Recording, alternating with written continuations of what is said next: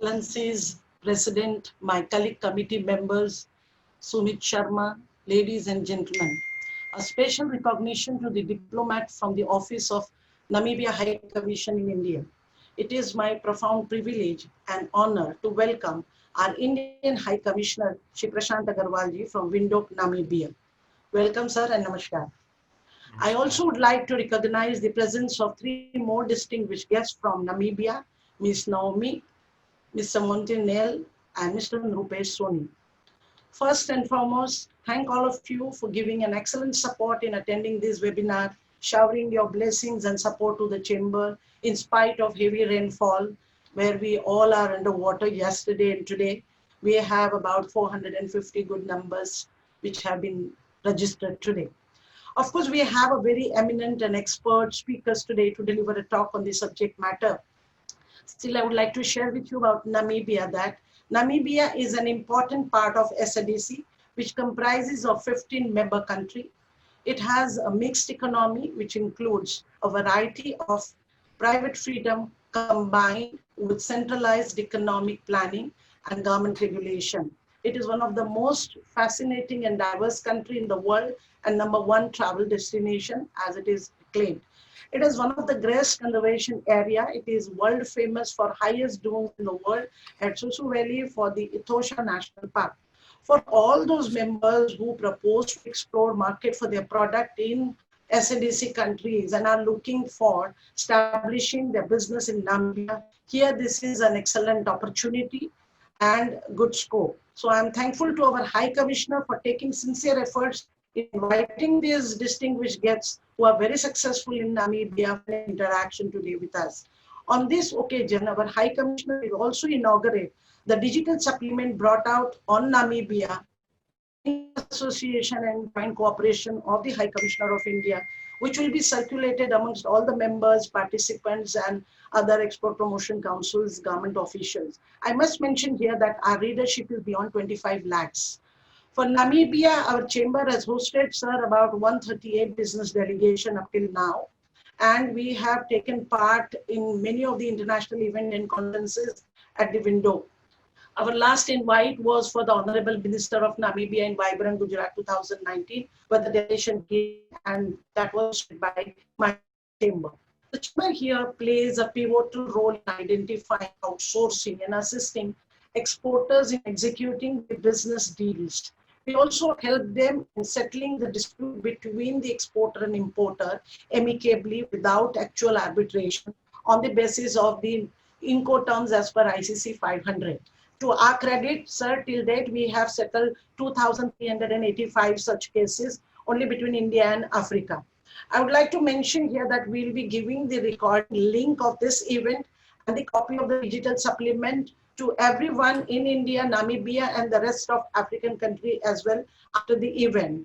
So to my viewers, don't worry about those things in front.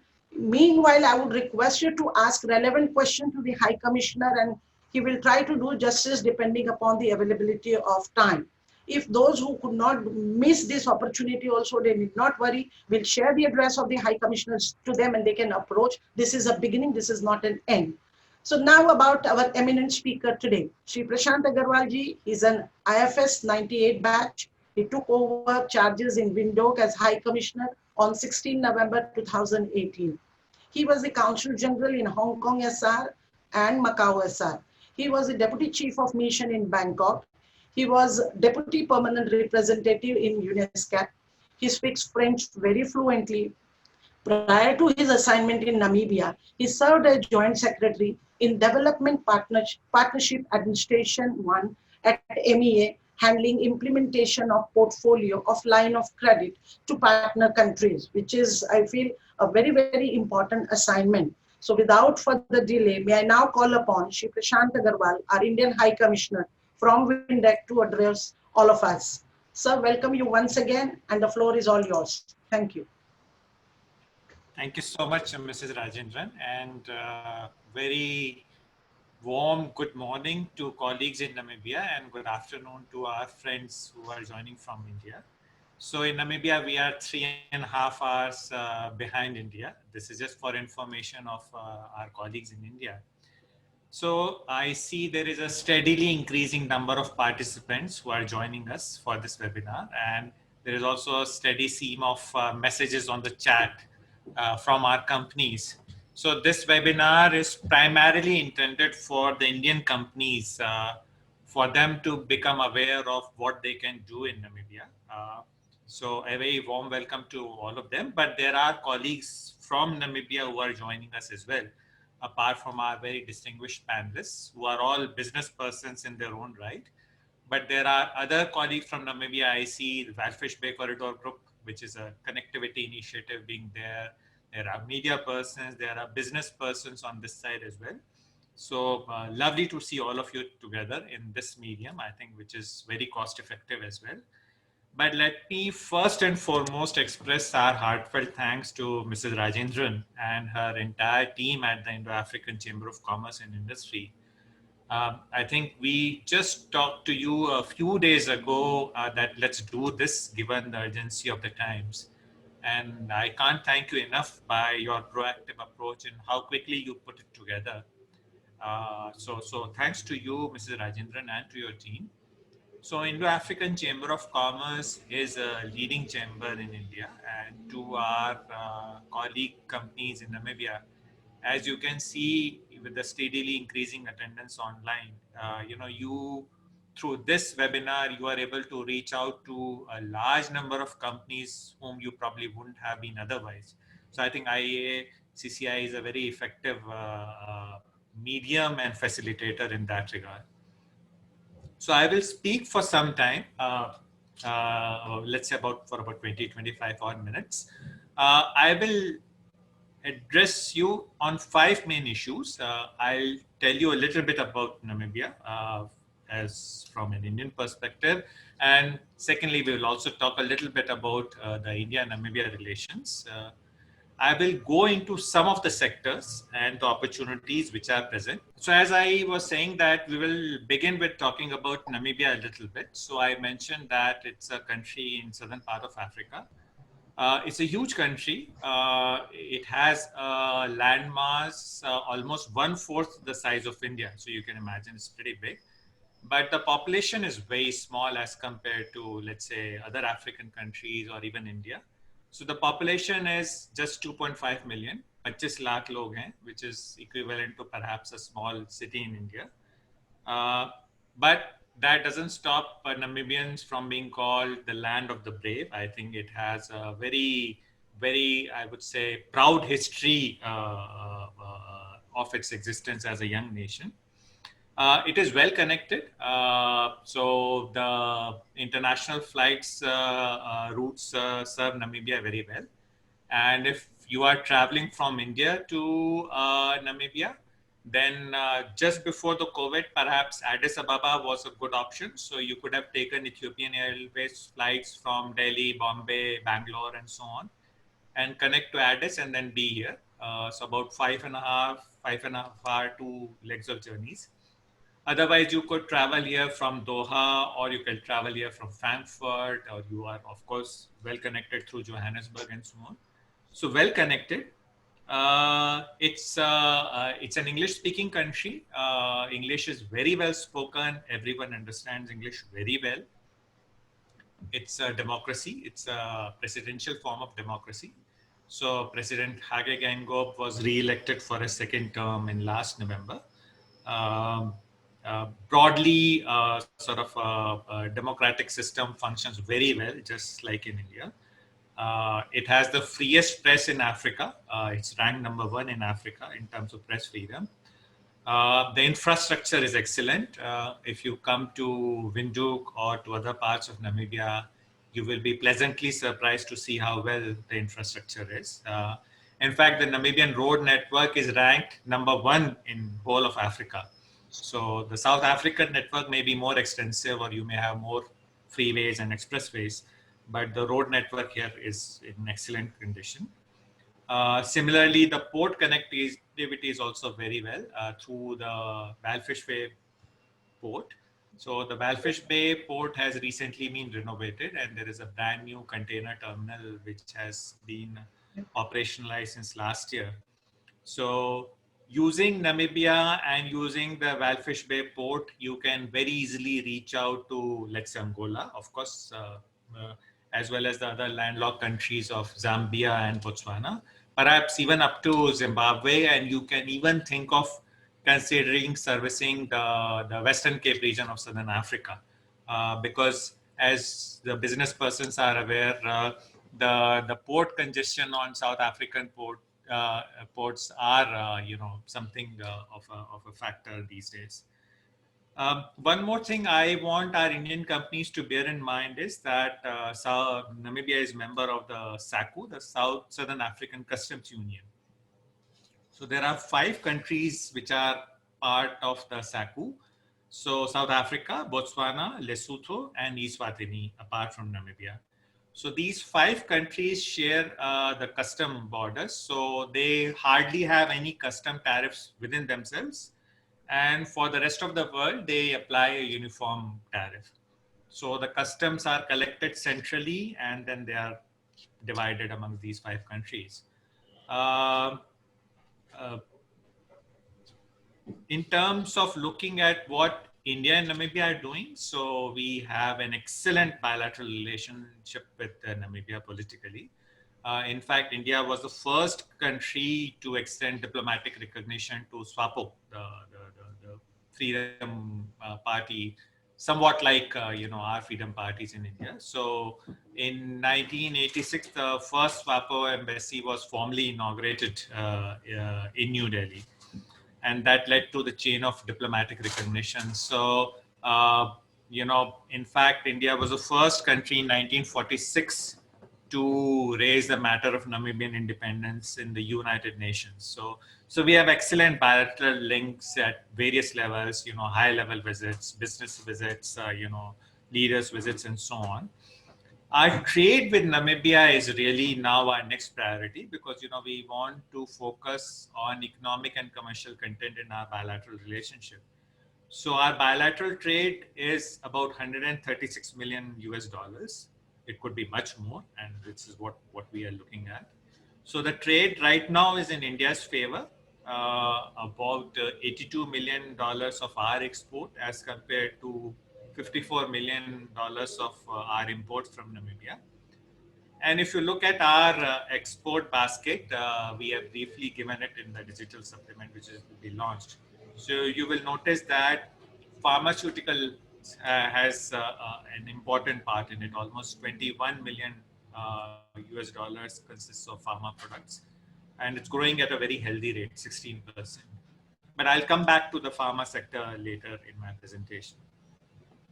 Now, looking at some specific sectors where you should, Indian companies should look at. First is, looking simply at food grains and food products. These could be, processed foods or food grains in raw form. Now, unfortunately, Namibia underwent through a series of crippling droughts in the past few years. This year, thankfully, the rains have been very good. So that drought problem has receded, but it has really impacted on the agricultural sector here. So there has been a requirement of food grains, and Namibians are fond of a particular cereal called mahangu, which is pearl millet in India, bajra. So there are a lot of independent importers who import pearl millet or mahangu from India. Rice is also imported. So rice is another staple which is eaten. Of course, Namibia is primarily a beef-eating and meat-eating country.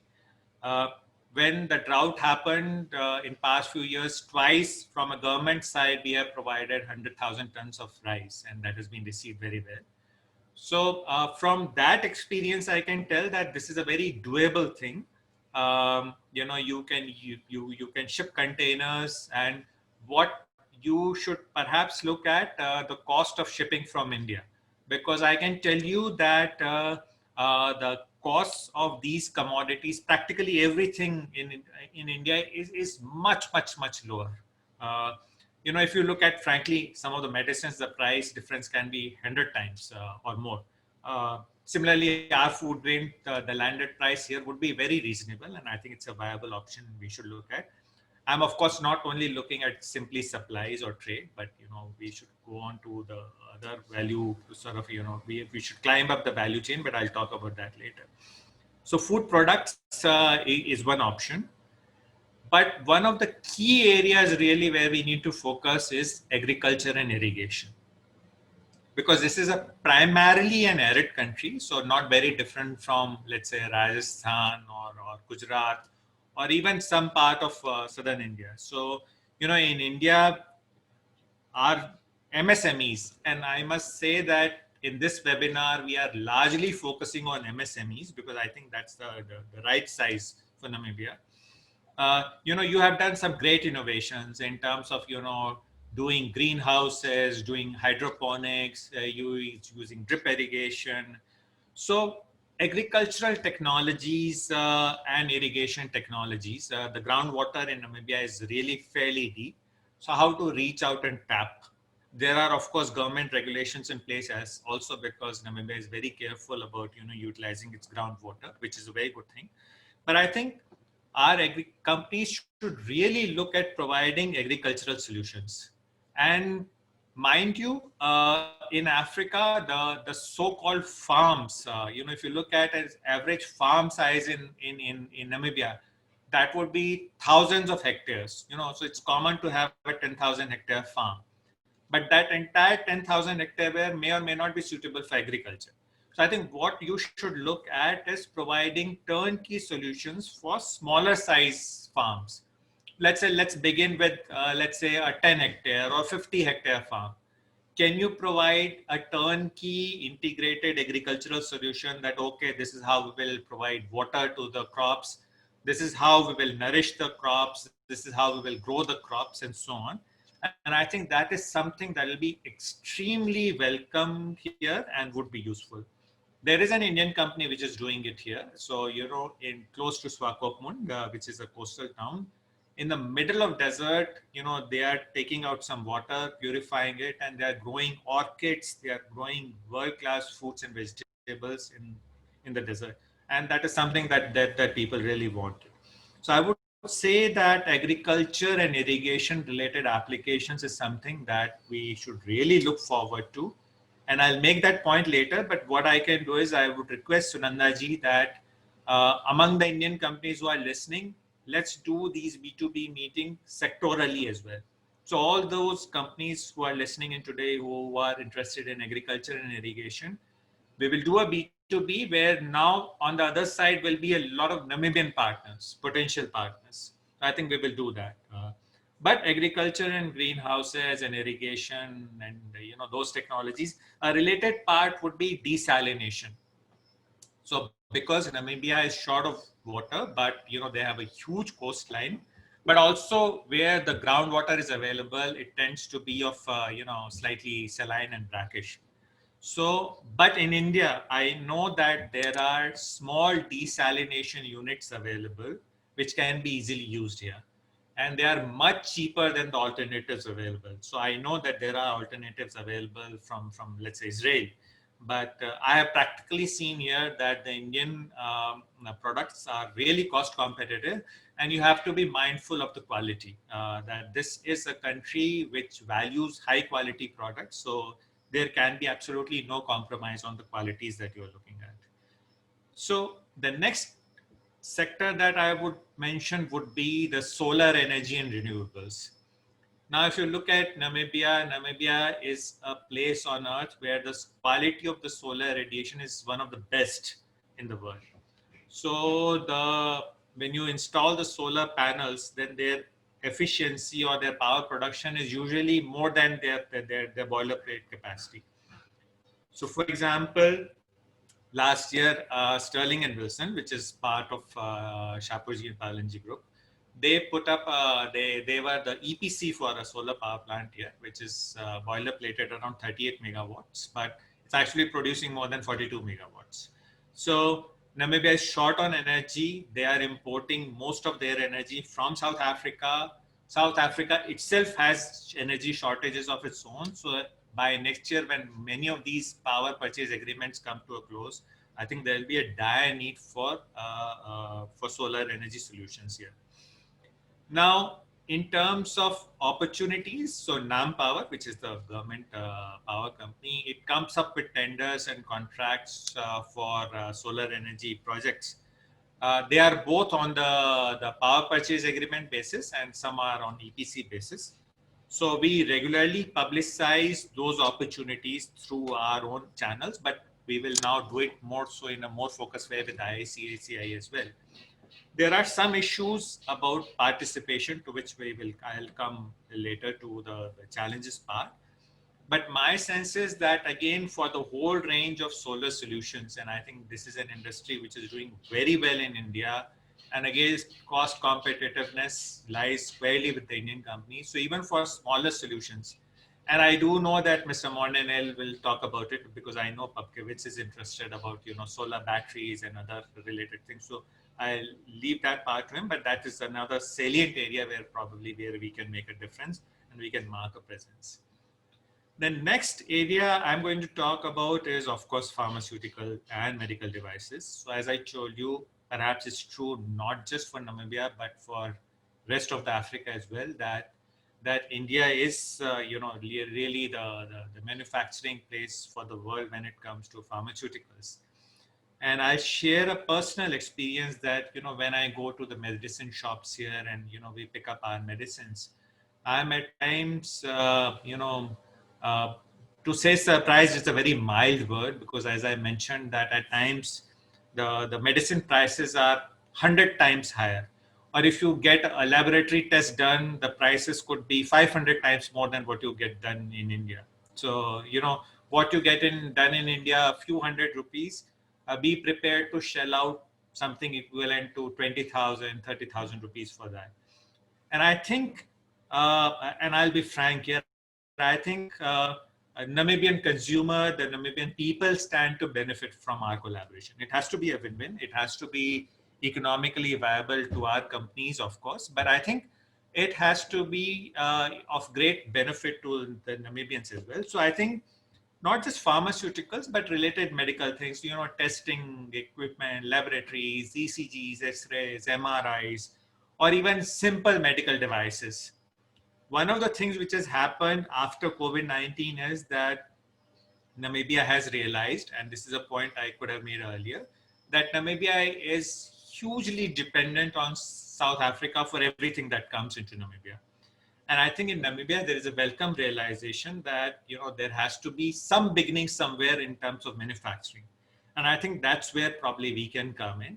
It's a point I'll make time and again, but I think if you are looking at, let's make a small beginning. I mean, you can start by exploring supplies, but, let's make a small beginning for assemblies, for packaging, for distribution also. And probably, a small population base of Namibia will be a factor for you. But when you take in Angola, Botswana, Zambia, Zimbabwe, then it becomes a very attractive proposition. So I think that is something that you need to look at.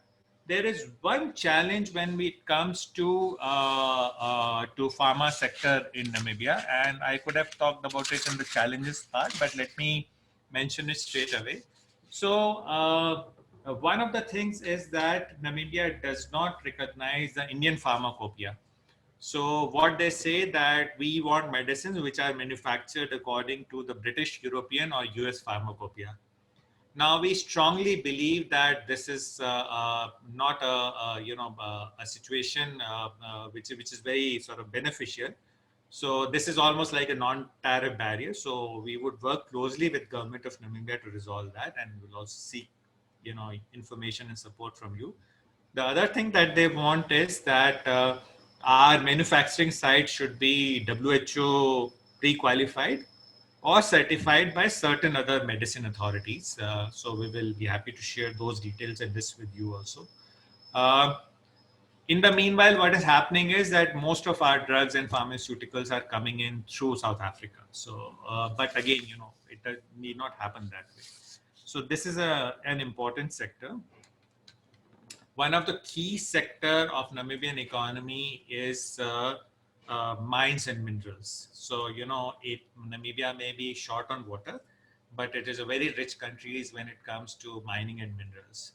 So be it diamond, be it gold, be it uranium, be it copper, be it zinc, there are some great deposits here, and the mining sector has been contributing a lot.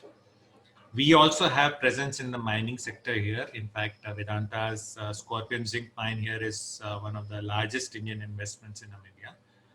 The mine is now nearing or has neared its lifetime, but there are other opportunities. Now, unfortunately, what has happened is that because of the global commodity prices crash, and as also the general global economic slowdown because of COVID, the mining sector has been in a somewhat of a depressed state. But what happens is that there are mining exploration licenses which are given by the Ministry of Mines and Energy, and it's a fairly well-regulated sector. There are, robust laws and regulations which are available. And then there are mining licenses which are also provided. So there are a number of companies across the world, but companies from commodity companies from Australia and Canada are present in a big way.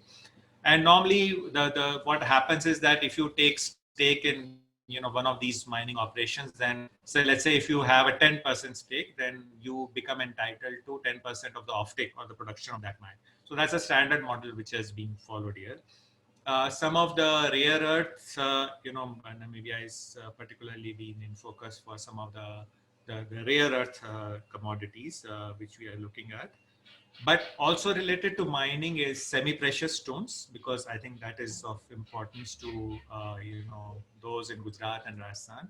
So a large number and type of semi-precious stones available. I'm not getting into diamonds per se, but thing like petersite, which is a only and locally available stone, or diamondite, which is a highly desired stone.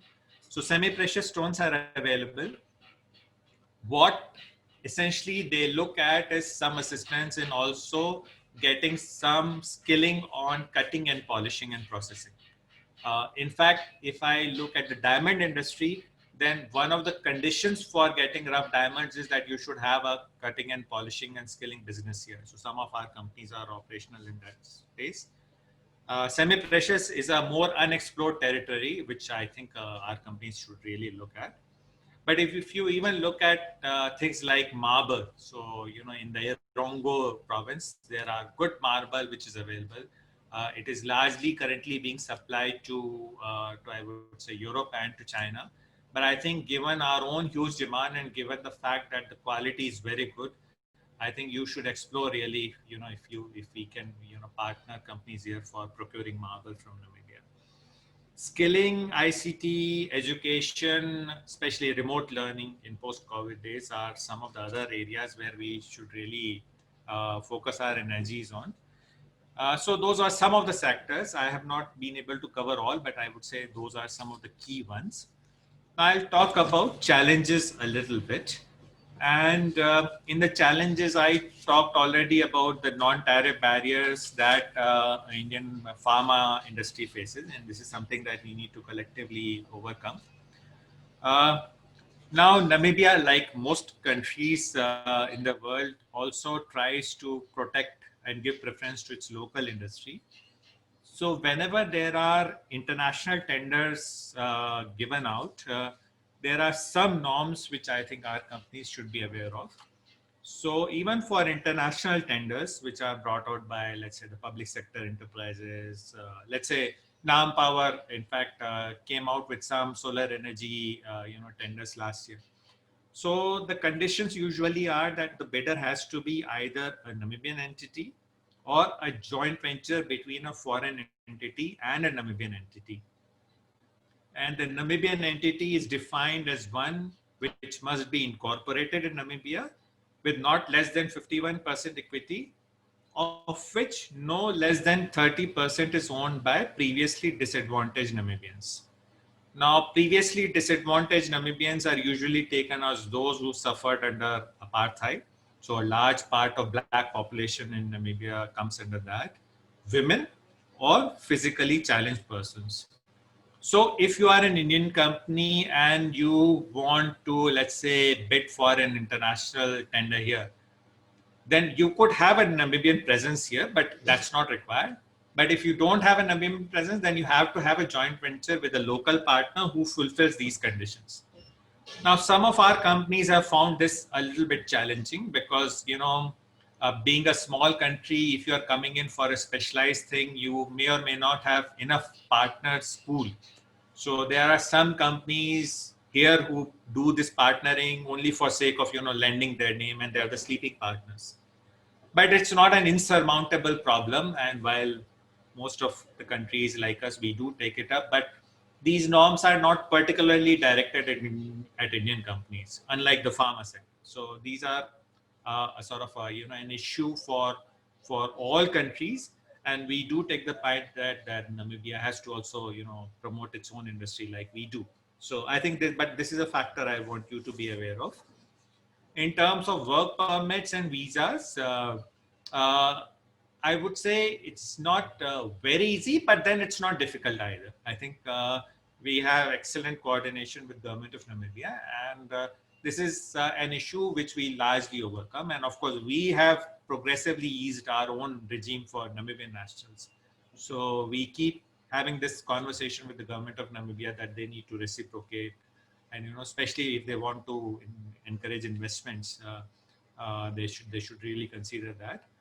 Uh, because Namibia is an upper middle income country, so extending our lines of credit to Namibia, there have been some technical issues so far.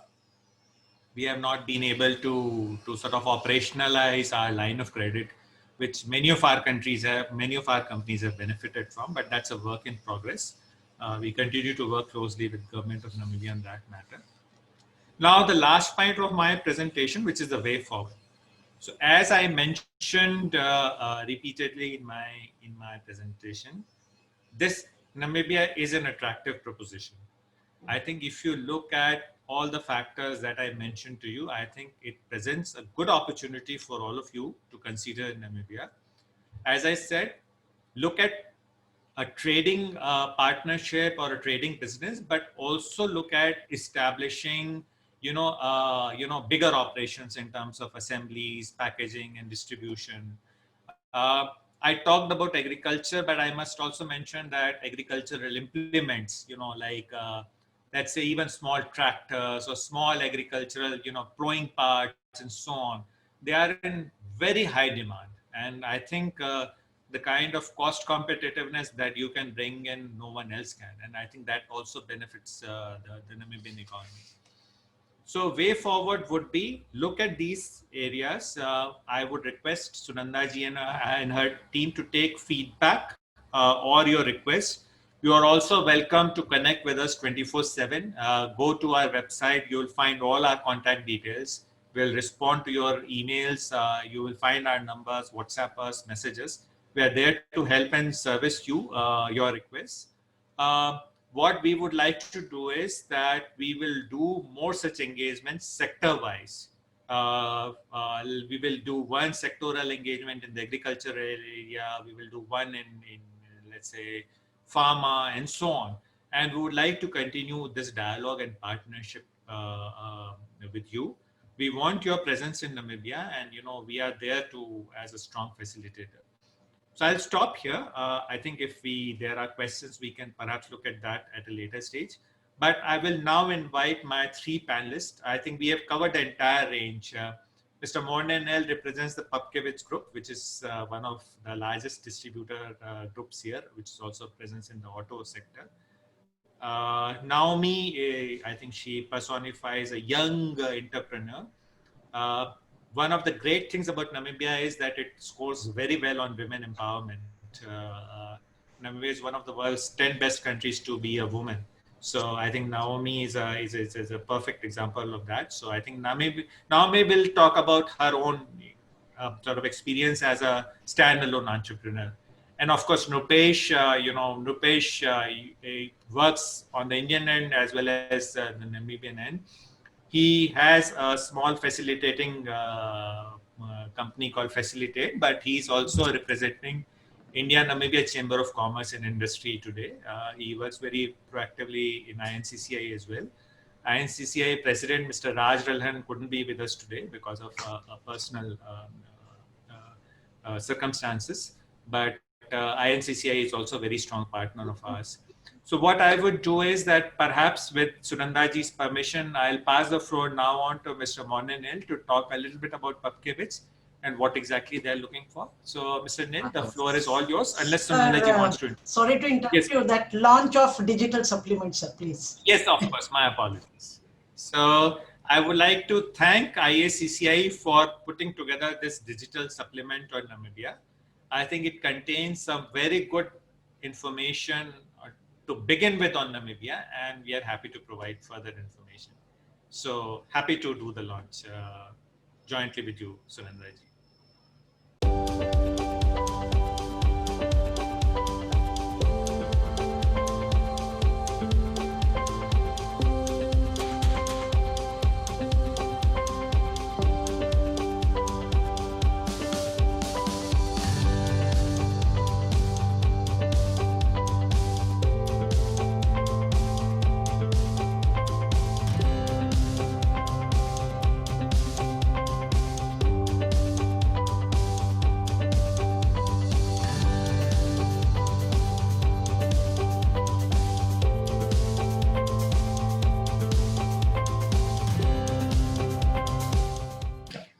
Good afternoon, everyone. My name is Moderator. I'm representing the Pupkewitz Group. The Pupkewitz Group, I'm going to take about 10 minutes to take you through my presentations. I've decided to have a slide presentation to make it a little bit easier for everyone to follow. Just going to go to the second slide. So the Pupkewitz Group, I will obviously it's a private company of Namibia. We've got in the region of about 17 listed companies in Namibia, so it's an extremely small stock exchange. And if you compare it to India or the rest of the world, there's almost no liquidity on our stock exchange because the number of shares that gets sold or bought on a daily basis is extremely few. So our company is 116 years old. I'm just going to give a little bit of highlights on this slide. And it was formed in 1904. In the old days, it was a wagon building business, and obviously, and then they started acquiring business, opening certain businesses. I will also make the slide presentation available afterwards. If I skip certain things. So if you look at our company, West Pupkewitz today, I've mentioned the company is 116 years old. It is a privately owned company. It's owned by a family. I've inserted a picture of our three shareholders, Tony Pupkewitz, and Meryl Berry, and Andrea Berry. They are the owners of the Pupkewitz family and family business. We've got about 1,600 employees. Our group turnover is in the region of 4 billion Namibian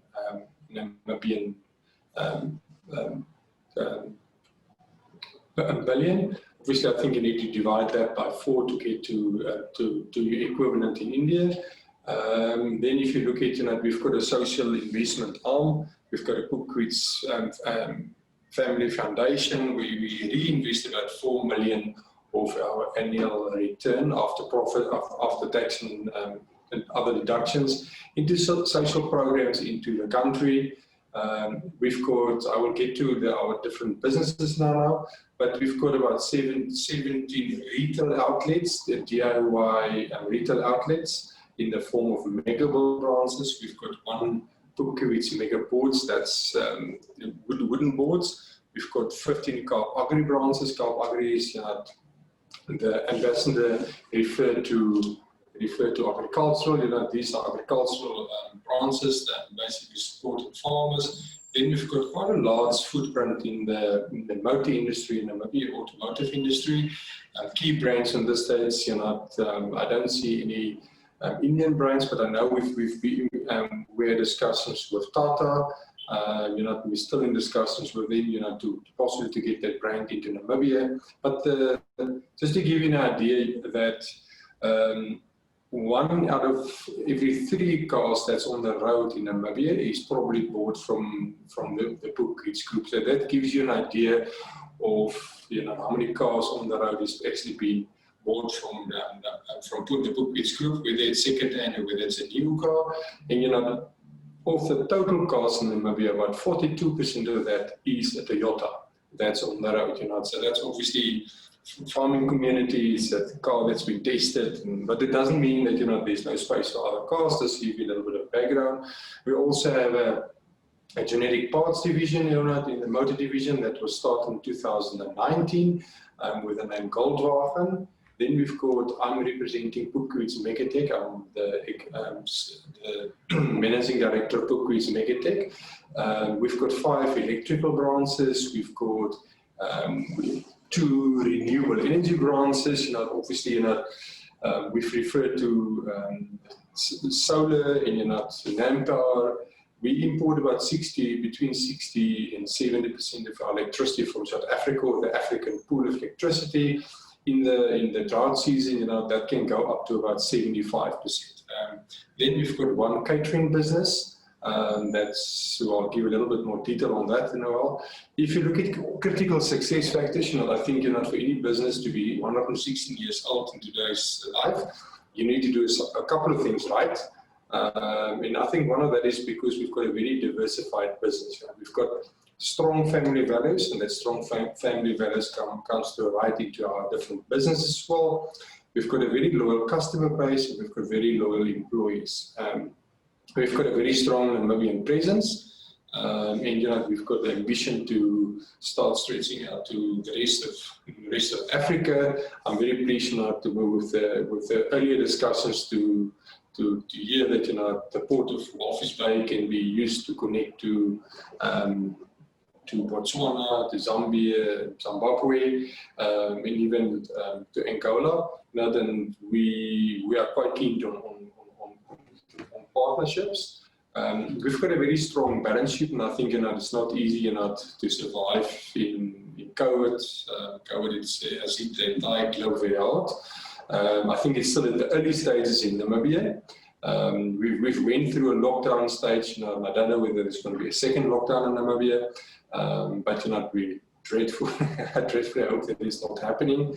And then I've mentioned, you know, that we are quite keen on strategic partnerships. Gives you an idea of the map of Namibia. We've got different regions. Now, you know, I'm not going to go through it in detail, but it gives you a good idea that we are well presented in all the regions of Namibia, you know, with a footprint almost everywhere.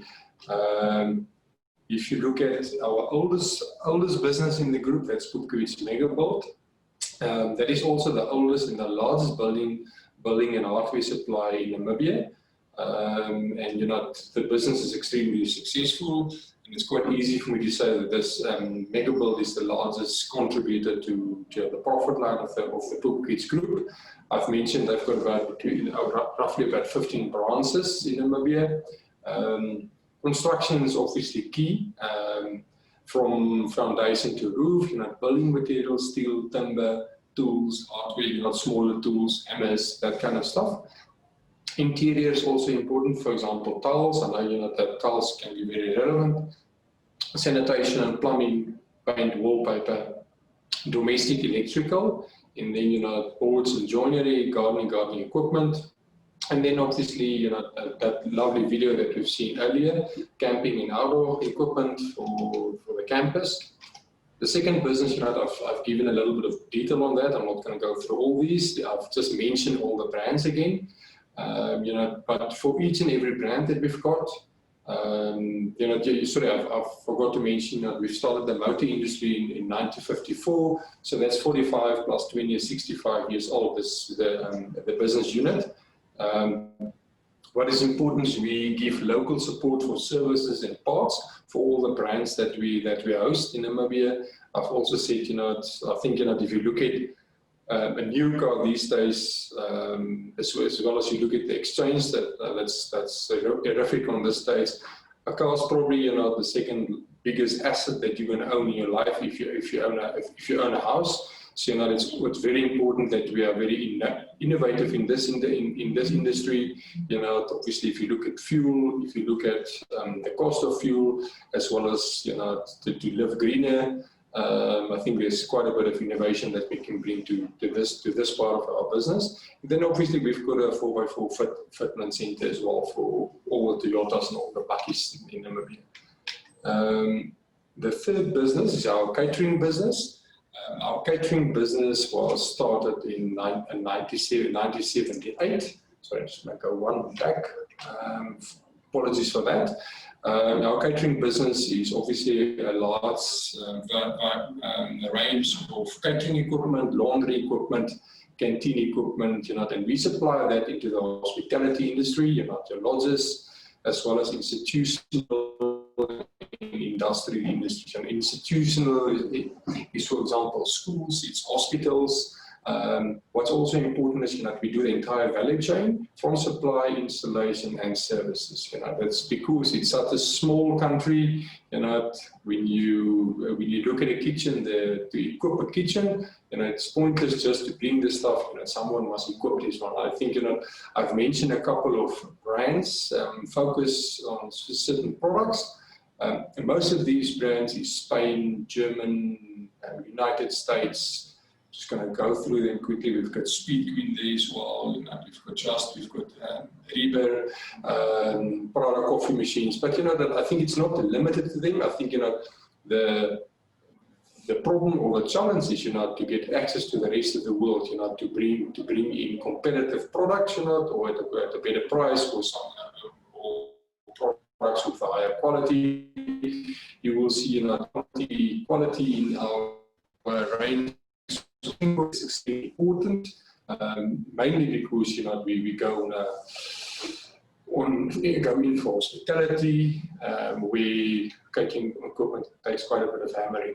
If you look at Megatech, the business that I represent, I think there's quite a bit of scope, particularly with Indian businesses. You look at the electrical. The idea that for the electrical side, we already import about 30% of the total product, 30% of our total inventory. We've mentioned earlier the dependence on South Africa. That is a problem, and you can't be too dependent on South Africa in Namibia, because that opens the door for the South Africans. Then they come in, they've got a partnership with the Namibian. It sounds rude, but that is unfortunately how it happens. So that sort of forced us to go into direct imports. If you look at Megatech, that's a multi-phase business that focus on industrial, that focus on distribution and retail. Now, what is quite important is that we focus on normal electrical, we focus on industrial electrical and renewable energy. Renewable energy was added in the last 2 years. I've got a separate slide for that. Very important for Megatech. We do big business with Nampower. It was alluded to Nampower. We do big business with the regional distribution centers in all the different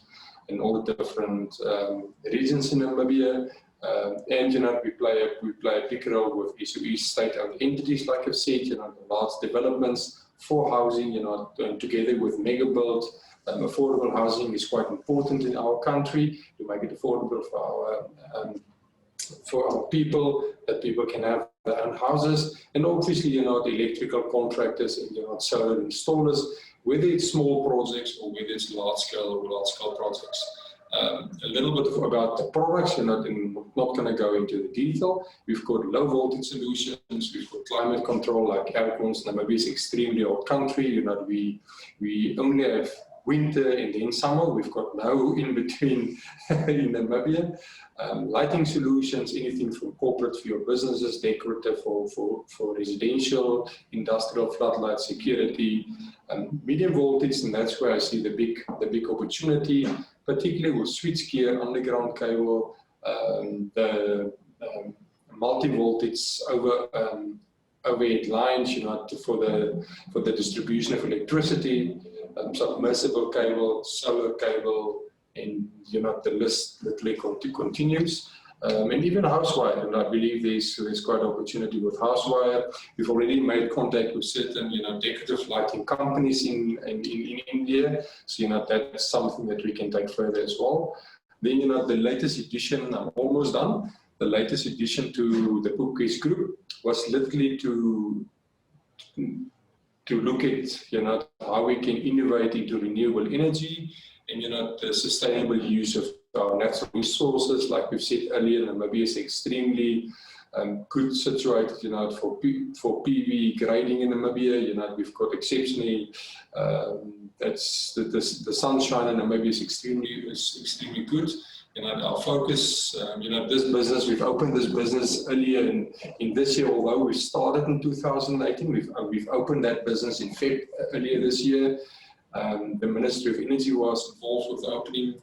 You know, we focus on large-scale projects. We're focusing on farmers, and obviously, you know, with the list of products, you know, anything from a lead-acid battery to lithium-ion batteries, you know, solar panels. All these products, you know, the warm water solution, all these products we import directly, and most of the imports on this stage is from China. So that's something that we can really take further. The last slide, you know, our last business, that's agriculture is very relevant in Namibia. You know, we've got a 50% stake in Agri. Agri is a South African business. It's a JV business, you know. Obviously, it focus products, it's fertilizers, seeds, you know, animal feed, animal health, pest control. You know, we spoke about irrigation earlier. So protective clothing. So I think if you look at the Bookcase group in general, just my last remark, we are open for partnerships. We are open for global trading. We are open for, you know, doing the best for the country, taking Namibia forward, you know, in quite tough, you know, economic conditions. And we are happy to explore doing business with India. That's all from my side. Thank you. Thank you, Mr. Nanda.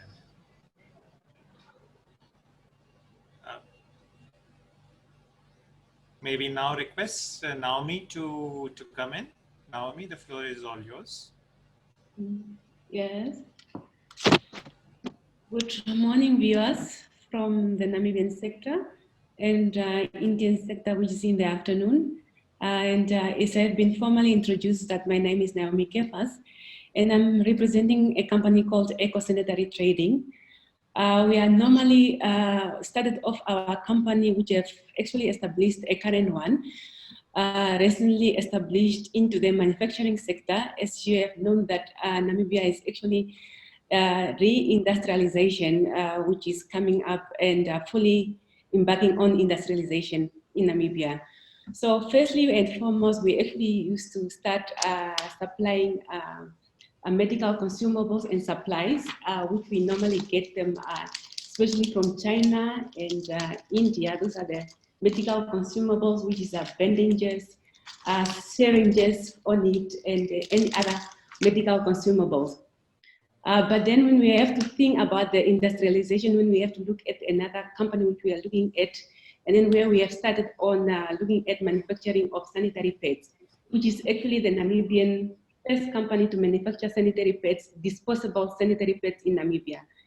And then when we have to look at, in terms of machinery procuring, either from China or India, which we are thinking that let's go and look at possibilities in India, which we have thought of Indian bringing on more flexibility in terms of customer service delivery, and also after-sales service offering as well.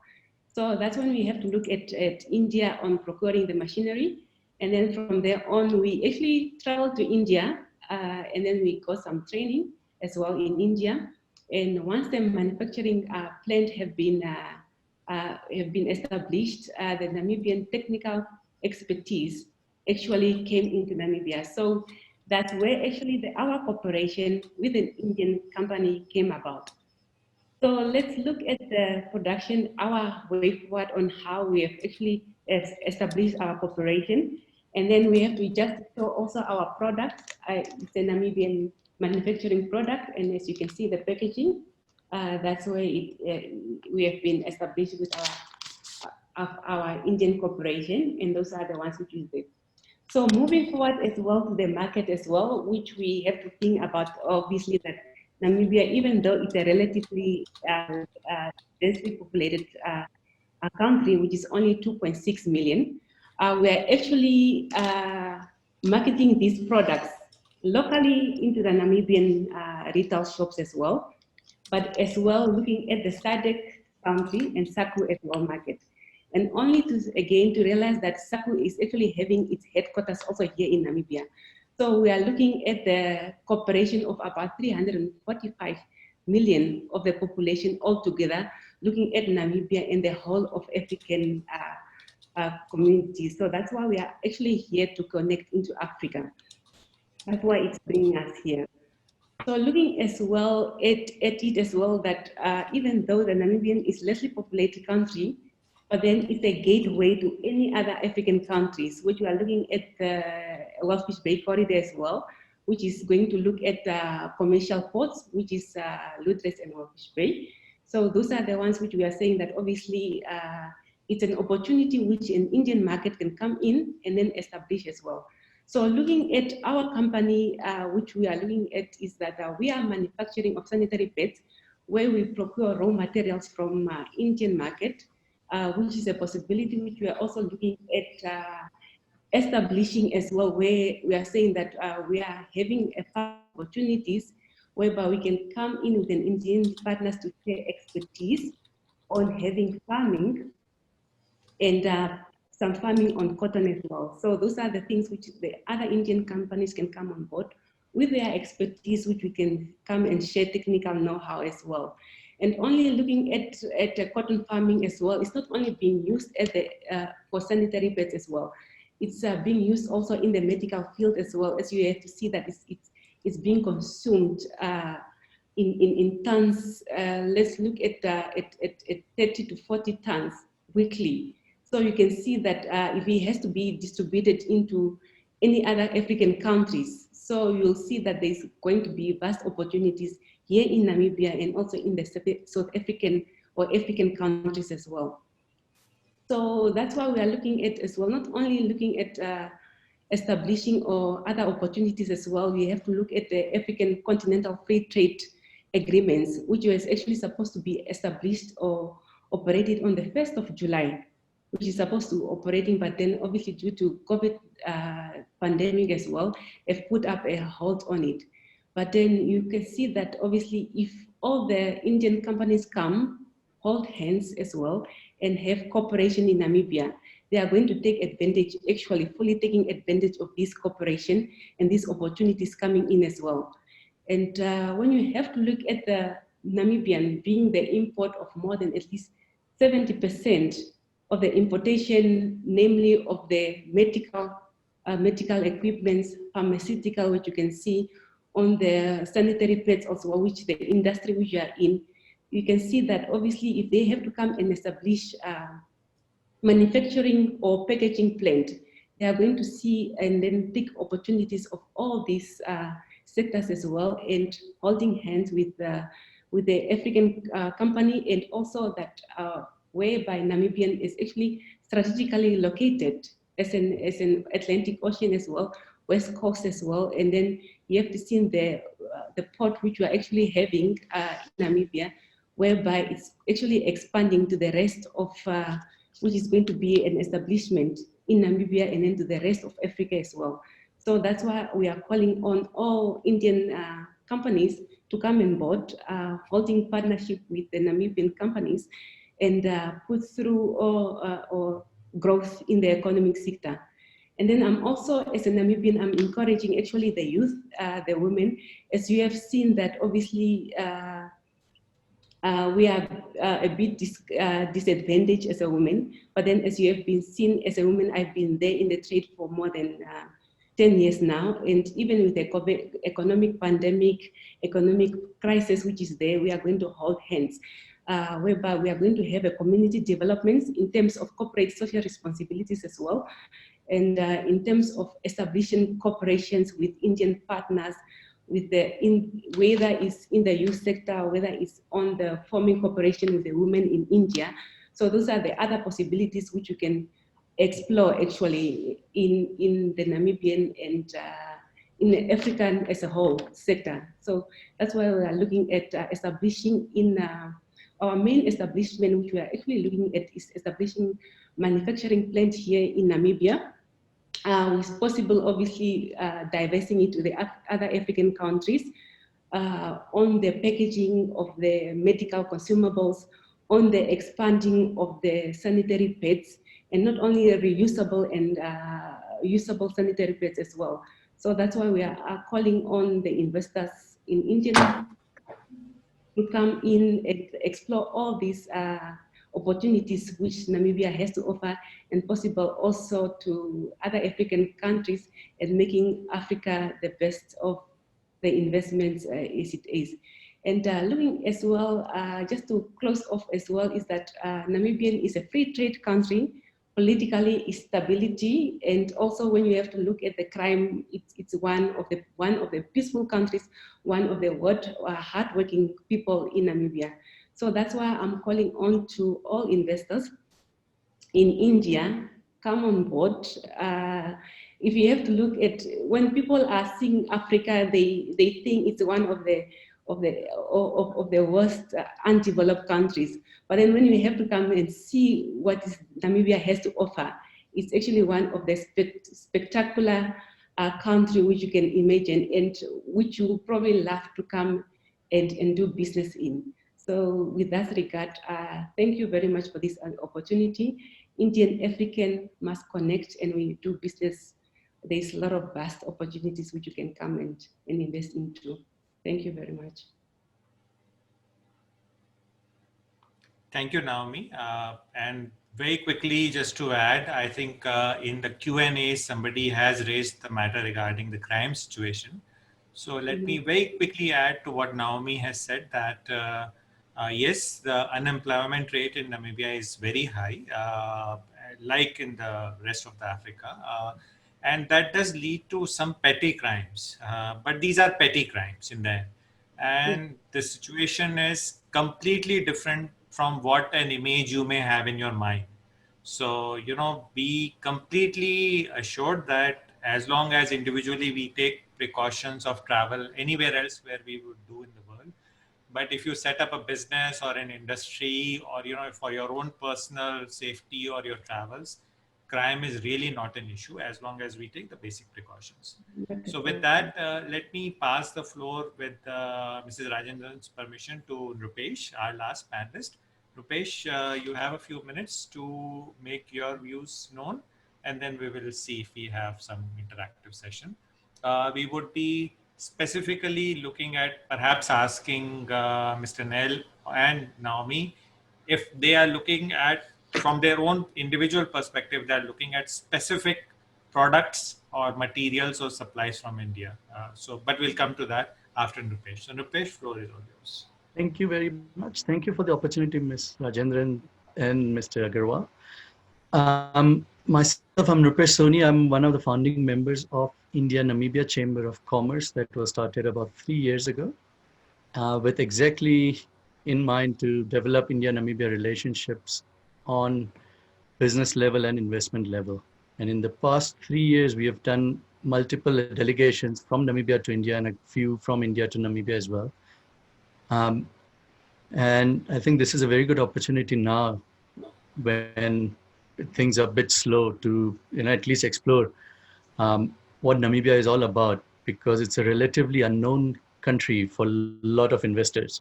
And I think most of the questions were answered already. Everything was already specified by Mr. Agrawal and then Naomi and Mr. Nell as well.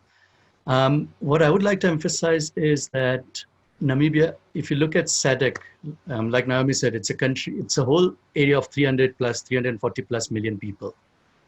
And in terms of opportunities, you must not look at the Namibian population of just 2 million. And the fact that we have SACU, setting up any manufacturing base here will give you access to those 300 million people. And that's what one must look at and emphasize on. Apart from that, I think the biggest opportunities lie in agriculture, medical, and pharmaceutical, agriculture, and also mining. sectors. Instead of emphasizing on that, I mean, we've already gone through that. We can answer those questions, one question and answer. You can go to our website, India Namibia Chamber of Commerce, and I'll send my email address if you have further questions instead of emphasizing it here. And I also, my own company is Facilitate Namibia, which is more on a private level where we can assist companies who are keen on finding the right partners or finding the right opportunities.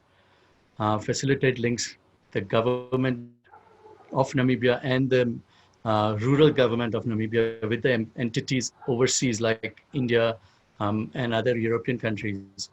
So we are very much here. We see the potential with India, Namibia, especially now with what's happening around the world. And I think this is the best time. I see there are a lot of questions and I would rather not waste time on those introductions. I think you can just emphasize on helping the people first and answer their questions.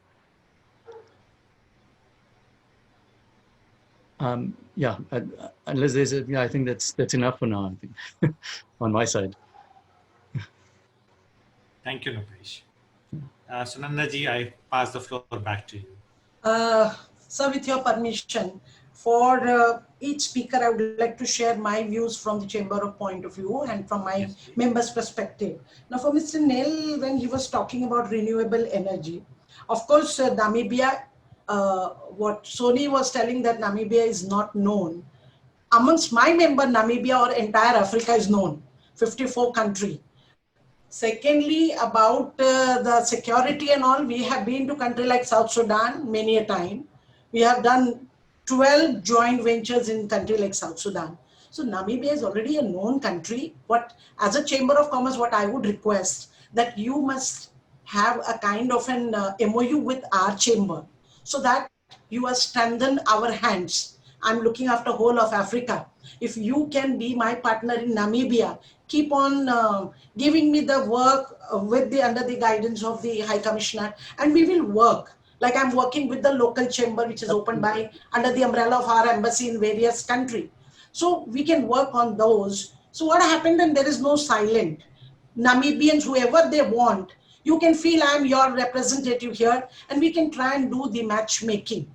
So that, more and more people are aware. And now COVID, I think from October, November, when it will start, maybe we can send a small delegation, we can mobilize in coming months. We are always recommending people, and private people are always coming. From my chamber, sir, about 500 to 600 recommendation letters for entire Africa goes every month. So if you'll ask me the data, I can probably give you. Secondly, we are working hand to gloves with all the export promotion councils, with our Government Africa desk also. Like if you're talking about Leather Council, so Leather Council has 10,000 members. So at any given point, we can work with them, get you. We're working with APEDA, we're working with Textile, Apparel Export Promotion Council, we're working with gem and jewelry. Like for Angola, I would like to mention here, sir, that I have led a delegation of 15 diamond company from Surat. I've also invited the minister from Angola for our diamond jewelry event last December 2018, where we have showcased them what is Indian diamond industry at all, what are the capacity and what are the investment, what they are looking, and how strong Indian market is into procurement, diamond mining, diamond. Now in Botswana, we have recommended 3 companies in Botswana, the Dharmanand company and also then MN create. So they have more than 200 local employment created for their diamond industry. So when it comes to sector-wise business, if you are there along with the High Commissioner, we are ready to work for Namibia as well. Of course, we admit that every country has to run and market their country properly, because in India also we have a lot of other domestic opportunities which are very strong. So for us to encourage and motivate people to push them to any African country, it is always a big challenge too, because we have good opportunities now within India, like Prime Minister brought out Atmanirbhar Bharat and Skilling India and Make in India. Now coming back to Mr. Neil, renewable energy, what we can do, we have a couple of good companies, like they're doing renewable energy with Ethiopia government, they're doing with Mozambique government, and probably they're also looking with one of the ECOWAS country. So what I can do, I can send those details to High Commissioner's office, and we may ask that whether any synergies can be worked out between the two for renewable energy. Secondly, I have also one company who is supplying the automobile spare parts of all these big company, Toyota, Lexus, Nissan and all. They have their base in India. They have their base in Dubai, Ras Al Khaimah also. They have in Oman also, and they are Indian companies. So if you are looking for some spare parts. Thirdly, my question to you that when you are talking about these big cars, what is the scope for three-wheelers in Namibia? Would you be interested? We have a couple of good companies from Rajkot, who, like Atul Rickshaw and all, they are our members, and they are equally good manufacturing capacity. There are more than 5,000 people working here. Probably we can put an assembling plant of three-wheelers if you are interested in. Fourthly, when you're talking about agribusiness, we have a couple of sugar factories in Maharashtra who are interested in taking the land and cultivating yellow maize, cultivating other product, and bringing it back to India. So whether any opportunity there with you since you are here. And then we can also, I was advising, can we have a warehousing system where you can, since you are into multi-sectoral activity, you will be one point contact in Namibia, but there will be 20 different members from India who would be interested in supply of building material, hospitality, laundry equipments. Because in Dubai, we are supplying laundry equipment and we have huge laundry where they are doing the hospital cleaning and also those kind of an equipment. Then we have hospital supplies. And then you have also said for low voltage, we can give you and manufacture there the power pack in Namibia. We have been supplying to country like Saudi Arabia. We are supplying to Mozambique. See, those who are already in Mozambique, those who are already in South Africa, to bring them to Namibia will not be a challenge for me. So what I would propose that, give me some time, I'll work out with our High Commission's office. I'll send all their profile to High Commissioner, and then probably we can arrange one interactive meeting of yourself with those companies, and then you can go ahead with that. Only thing, humble submission, that we would like to be remain present initially, so that we need little pushing for our Indians also. And what happened, there are some challenges everywhere, and with COVID there are more challenges. So somehow signing contract, I have seen my experience that whether it is an Indian or African, they sign MOU very fast, but after effects of that agreement is not there. The paper, it becomes a paper. So what is my request, that from this forum, our High Commissioner is taking efforts, the Chamber is taking efforts, our local partner is taking chamber, we have to do some business should be executed on ground. So for that, you are a multi-sectoral activity. We can, like you have spoken about animal feed. We have a place called Jamnagar in Mumbai and in Madhya Pradesh. Lot of suppliers are there for animal feed. They're giving to company like Al Rawabi, Khansab Dairies and all. We are also been approved in Saudi Arabia. We have approved in Australia and all. We are supplying. So I'm sure we can supply animal feed to your country also. Like for example, for Saudi Arabia, Nadek Dairy, sir, we are cultivating grass in Burkina, and we are sending grasses from Burkina to Saudi Arabia. So that is how we are working. See, every project we cannot depend on Exim Bank line of credit or huge funds. When it is small funding is required, we can always rope in some other investor, and we can have a synergy where an Indian can play a role of a technology partner, you play a role of a Namibian local, and we can also rope in some investor who can be a stakeholder in that new JV entity. And the question of raising fund will dilute here. For small startup, maybe 1 million, 2 million, up to $5 million. Then comes the catering business. For catering business also, we have good companies in India, especially in Gujarat, who are manufacturing stainless steel good product, Bhilwara also. So those people will be nowadays for industrial catering, they started manufacturing. So if you will give more ideas and more detail through the Office of the High Commissioner, maybe we can give you 5 or 10 names. I'm not talking about, say, India is a very big country. 5 or 10 good names, like, to start somewhere something. And last, I wanted to talk to you about the tiles. We have Nitco tiles. We have entire Morbi a place in Gujarat, which is full of those tiles and other things. We would like to launch those people there. So I don't know how, but what I would request in the longer day when High Commissioner is free, you, me, and I, we can meet again and we can discuss in length on how we have to put these things in reality. So this was my humble submission to Neil. And for Madam Naomi, I would like to say that we have put a very big plant in of syringes manufacturing in Ethiopia. And we have in, I'm talking about Gujarat because we have lot many people in Vadodara. My branch is there, my office is there. We can get you investors who are MSME people. We can start with packaging also, but their packaging, there are so many dimensions. So we wanted to know what kind of a support you will give us, because see, when a company has to come, so a JV, he has to bring investment also, and not necessary that a technological partner will have fund. So fund, we have to always see another third stakeholder. So if you will define what exactly you propose to do in packaging. So what we can do, we have a packaging export promotion council. We are partnering with them, and they have more than 1,800 registered members all over spreaded in pan India.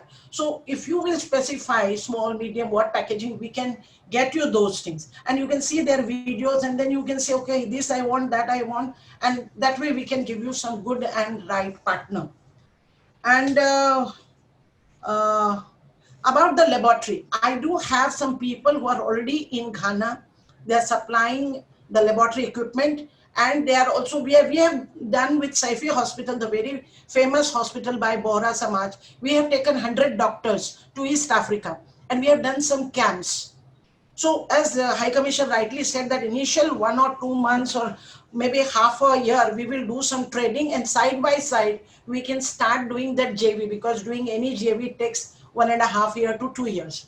So 6 to 8 months, don't be in a hurry. Try to understand with the Indians and understand their behavior, understand them, what are you giving, what they are giving. Unless both of you are not coming on the same page, me or my High Commissioner, we are handicapped. We have one limit, we cannot go beyond that. So what I would request, if you can kindly specify in packaging what you want. Like for example, I have given in country like Botswana, sir, I've given a blister packaging machine, where one company is giving the formulation of capsule and another company is doing the blister packaging, this thing. In Ghana, in Accra, we are doing palm dates extraction by one company, and then utilizing that in the cosmetic industry by another company. So we can form a cluster. It will not be easy for any one company to be a partner. We can form a cluster, and that cluster will provide you the services. So this is what, today, maybe because of rain, very less people for internet connection must have joined, but we can get you many, not necessary. As I already mentioned, that this is a beginning. So if you can kindly, to your friend, to your people, if you can elaborate more, I promise that I'll work more harder, get you more contacts, and through our High Commissioner, we can work. So with these words, I thank you again. Over to you, sir. Thank you, Sunandaji. I think some very, very encouraging points you made. Before I come in, could I request Morne to say if he has any sort of further inputs or any response to what has been mentioned? President, no, I think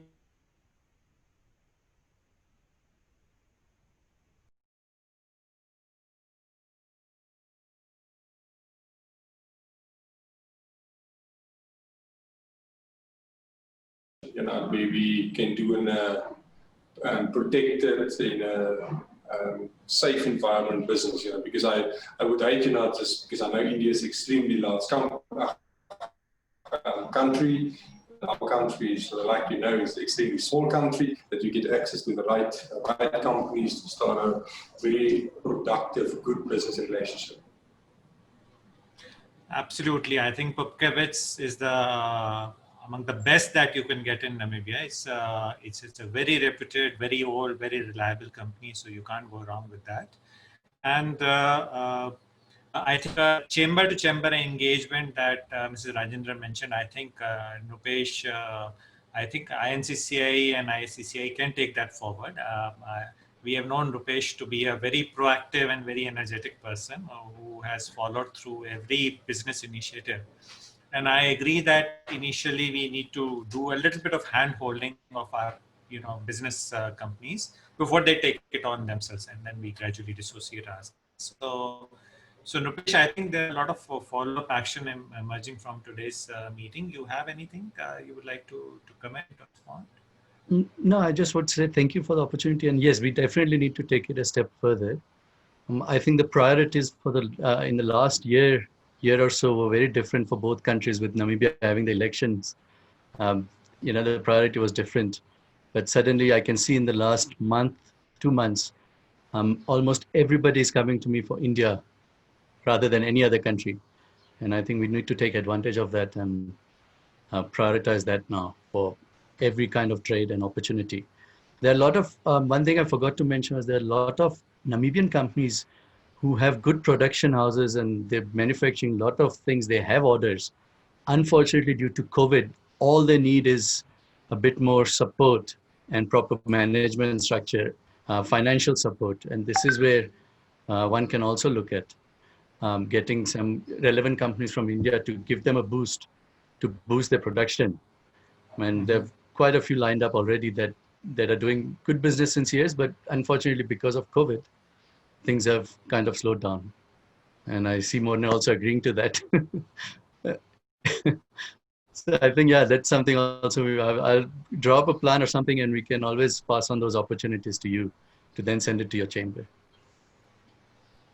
Thank you, Rupesh. Thank you. Naomi, would you have any views or comments or any sort of concluding remarks? Thank you. I just want to thank you for this opportunity, and looking forward, obviously, to much collaboration and cooperation with other Indian companies in terms of looking at the cost-effective measures on elaboration on embarking on manufacturing sector, which we obviously were on the Namibian sites, which are emphasizing on industrialization in Namibia, and then looking at the importation of also on products, any other consumable, which we obviously have to look at how to weigh or cost-effective measure on it. So that's why we are thinking on bringing in on manufacturers to come on board with the packaging as well, looking at the automation of the farming as well, which is crop farming as well, and looking at casting on the cost of importation and just working together on investments and collaboration. That's what we are looking at, and looking forward to obviously all the Indian companies that we are already having cooperation, and then to strengthen that cooperation which we are currently having. Sure.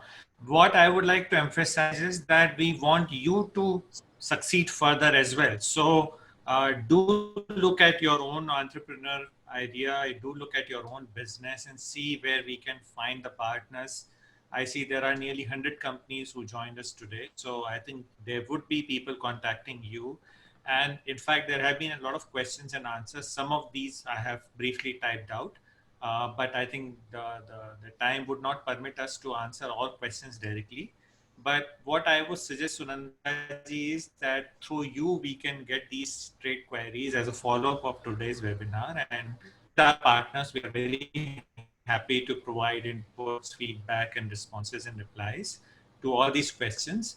And as I mentioned, we have been discussing a follow-up B2B engagement sectorally. So we will work on those aspects with you very carefully to make sure that your members get the information and the details that they're looking for. So with those remarks, I would conclude from my side, and I'll hand back the floor. May I request Sumit Sharma to kindly deliver propose a vote of thanks to Ambassador, please, and other delegates. It's 1 o'clock. Good evening. I'm Sumit Govind Sharma, a proud working committee member and the CEO of Group MRP India Private. Good evening, High Commissioner Mr. Prashant Agrawal, Madam Sunanda Rajendran, our Secretary General, the diplomatic team from Namibia High Commission, New Delhi, our guest speakers, Ms. Naomi, Mr. Nair, and Mr. Soni, ladies and gentlemen. I, on my personal behalf and on behalf of the Chamber, would like to thank you from the bottom of my heart, our High Commissioner, Mr. Prashant Agrawal ji, and also his entire team in the Indian Embassy, especially Mr. Vipul Bawa, for his continued support, our distinguished speakers, and also Madam Sunanda, who has always been the pillar for the Chamber in promoting and developing the Chamber's activities many folds for the past 35 years. As stated by the chairman of Indo-African Chamber, that Madam Sunanda is an encyclopedia of the Chamber as far as Africa is concerned. She is also known as Mama Africa. It's a sincere appeal to all the viewers who have attended this webinar and are interested in promoting and developing their respective businesses in Namibia. They are requested to approach the office of our High Commission in Namibia under an intimation to the Chamber for acquiring further guidance and support. We are further pleased to inform that in the month of September, our Chamber is organizing virtual B2B events with the help of our High Commission of India in Namibia. So for the registration of the same, our team would get in touch with you. Our next event is scheduled on the 12th of August 2020, and we will be exploring Gambia. Her Excellency, the High Commissioner of Gambia, New Delhi, is the main speaker. As Madam Sunanda has already said, that the recording link and the digital supplement will be sent to all of you after this event. You can also follow us on YouTube and see all the videos of the webinars conducted by the Chamber.